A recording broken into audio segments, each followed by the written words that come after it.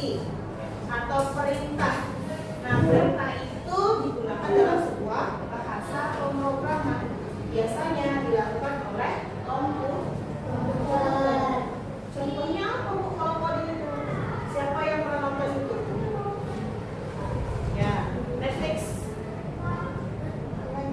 Nah, kemudian siapa yang pernah belanja di Shopee? Oke, Tokopedia. Siapa yang pernah pakai Spotify mendengarkan musik? Ya, hampir semua. Lalu siapa yang pernah pakai Gemini AI? Pernah kan kalian mengganti wajah kalian dengan yang tadinya pakai baju biasa, terus jadi pakai baju yang ya kan? Terus Bu pakai jas, Bu kami editnya sama Mama Bu. Di seolah-olah berada di mana? Di lift atau di mall. Padahal lagi di rumah. Nah, itu salah satu contoh dari penggunaan coding. Ada pertanyaan nggak sampai di sini? Apa Rian? Kalau Google Translate, ChatGPT itu termasuk coding juga atau tidak? Google Translate terus ChatGPT. Siapa yang pernah pakai? Pernah? ChatGPT pernah pakai? Pernah. Google Translate pernah? Nah, hampir semua pernah pakai kan? Hampir semua punya yang namanya telepon genggam atau HP. Itu termasuk salah satu penggunaan dari coding. Ya, itu salah satu penggunaan dari coding. Ada. Nah, kemudian kalau di handphone itu kan pakai sidik jari, fingerprint kan? Itu coding nggak? Bu, kok bisa dia ngebaca sidik jari kita? Kan kita memasukkan data sebelum kita memulai handphonenya, setelah dibeli, dimasukkan nggak data kita? Masukkan kan? Menggunakan apa? Sidik jari atau menggunakan apa? Face. Pakai wajah nggak pernah? Di kunci pakai wajah. Nah, atau misalnya mamanya mau buat m-banking, ya kan? Di handphonenya m-banking nih, mau buat pakai apa nggak? Pakai face nggak? Pakai wajah. Terus kalau kita buat akun Gojek, Grab, pakai wajah? Berarti kita memasukkan datanya terlebih dahulu. Sehingga data itu dibaca oleh sistem. Itulah tadi yang namanya coding atau pemrograman. Kita lihat dulu video berikutnya.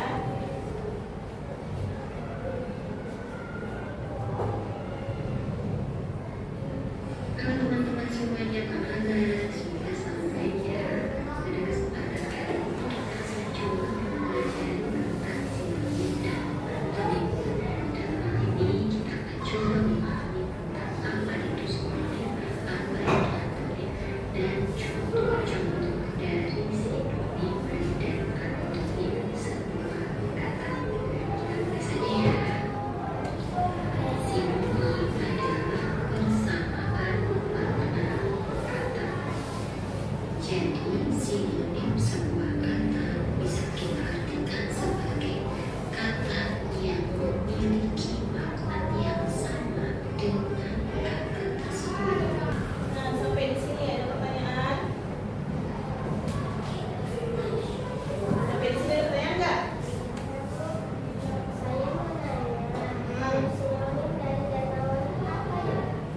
Sinonim dari dermawan. Sinonim dari dermawan itu apa? Ada yang tahu?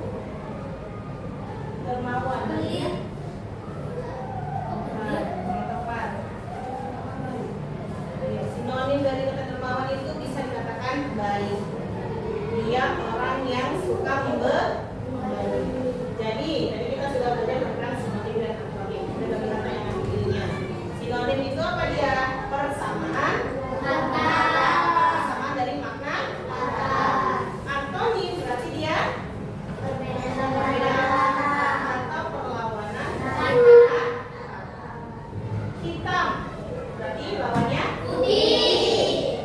Kalau dia nakal, sinonimnya baik.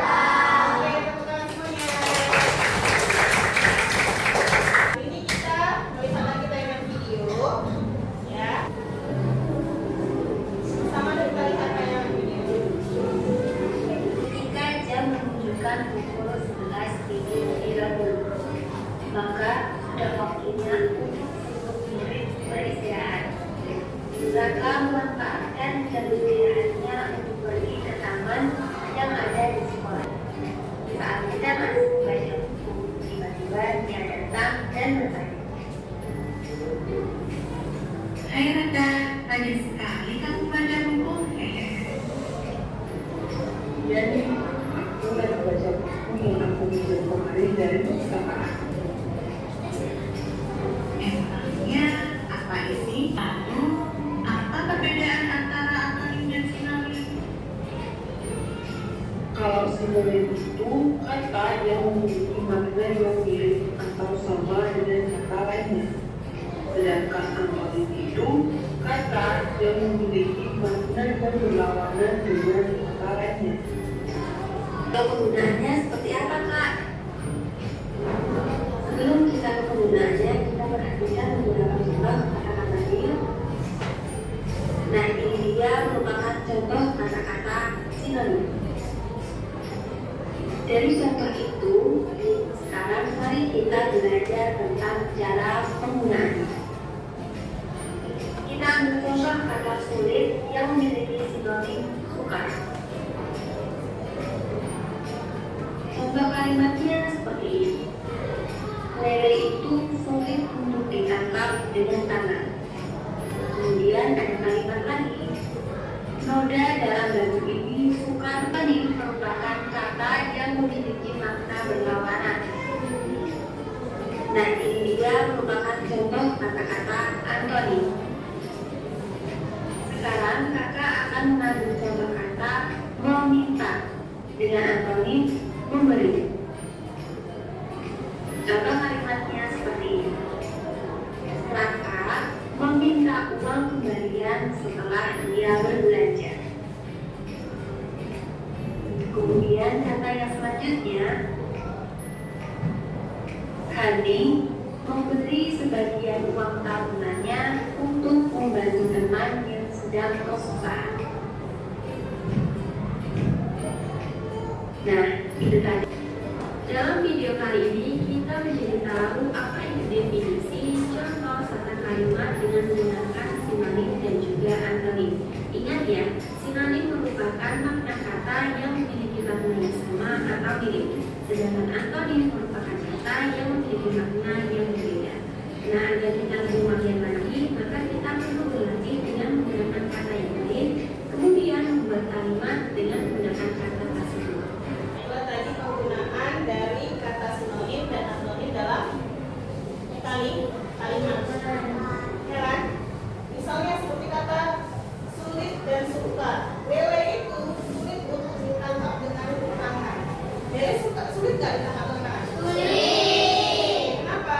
Karena licin. Kemudian noda dalam baju ini sukar untuk hilang.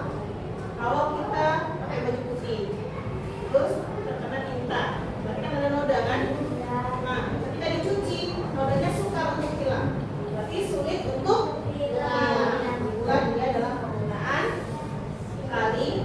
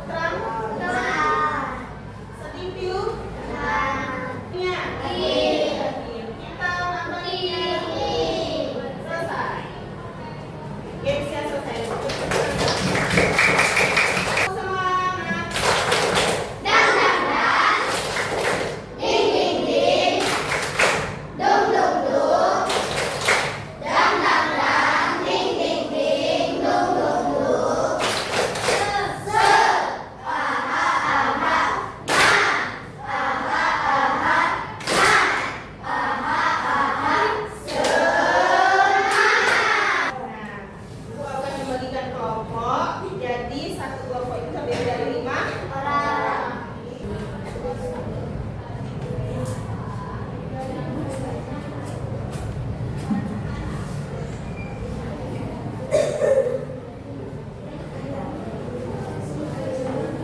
Nah, dengarkan dan perhatikan. Dengarkan dan perhatikan. Lihat. Di sini ada 2 lembar yang kosong. Ya kan? Di sebelah kanan Ibu ada sinonim, di sebelah kiri Ibu ada antonim. Lalu satu lagi ada kartu kata bergambar, ya. Kartu kata bergambar. Nah, dari kartu kata bergambar ini kalian cari pasangannya. Mana yang termasuk sinonim, mana yang termasuk antonim. Kalian gunting, kemudian lihat ini petunjuknya. Di sini ada petunjuk. Ya. Nah, setelah dibagikan, ya kan? Lalu masing-masing kelompok menempelkan kartu kata bergambar secara berpasangan sesuai dengan kategori. Kalau dia sinonim, letakkan di kolom sinonim. Kalau dia antonim, letakkan di kolom antonim. Nanti setelah selesai, masing-masing kelompok akan mempresentasikan hasil dari pekerjaannya. Ya. Ada yang menggunting, ada yang menempel, ada yang menyusun. Dibagi ya, ada yang menggunting, ada yang mengisi kelompoknya dan tanggalnya. Tanggal 1 hari ini ya. Nah.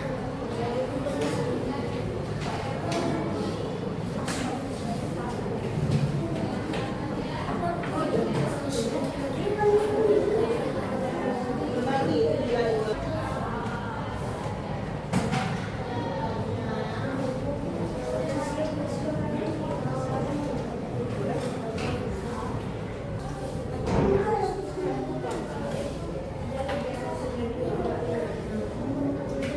Sekarang persentase untuk kelompok dua dulu yang udah siap pertama kali.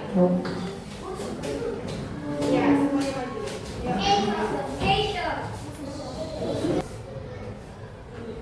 Yuk.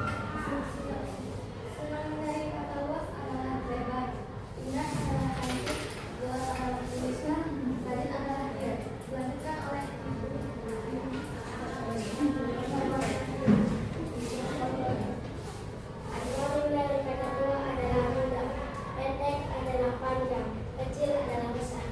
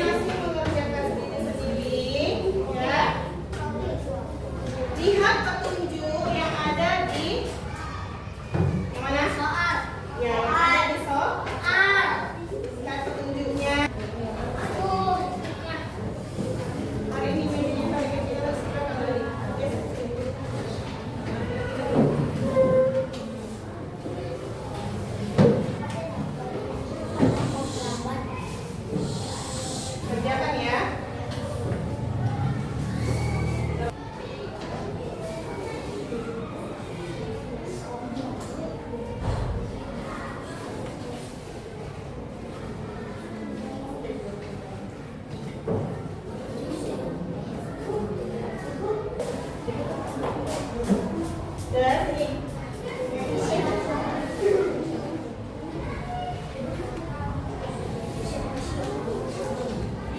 siap?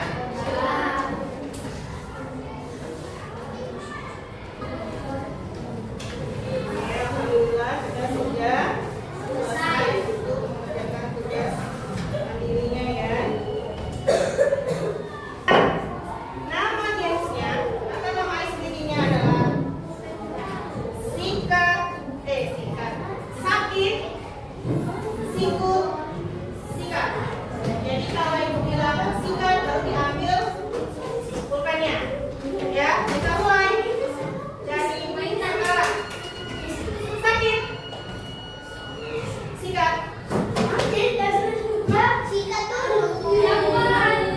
Lagi. Sakit, sikut, sikut. Belum. Sakit, sakit, sikut, sikut, sikut, sakit, sakit, sikut, sikat.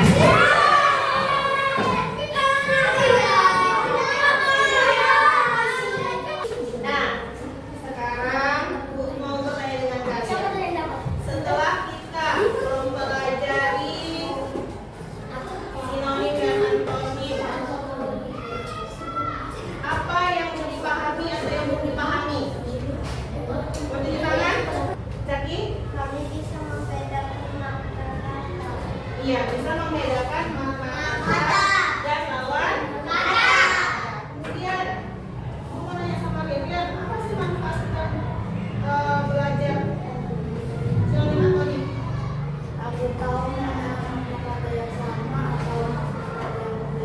Iya, biar kita tahu mana makna kata yang sama, mana makna kata yang berbeda. Nah, tanya sama kalian semua. Setelah kita mempelajari sinonim dan antonim dan ada juga tayangan video, kemudian ada board game-nya juga, ya kan? Bagaimana perasaan kalian? Semangat?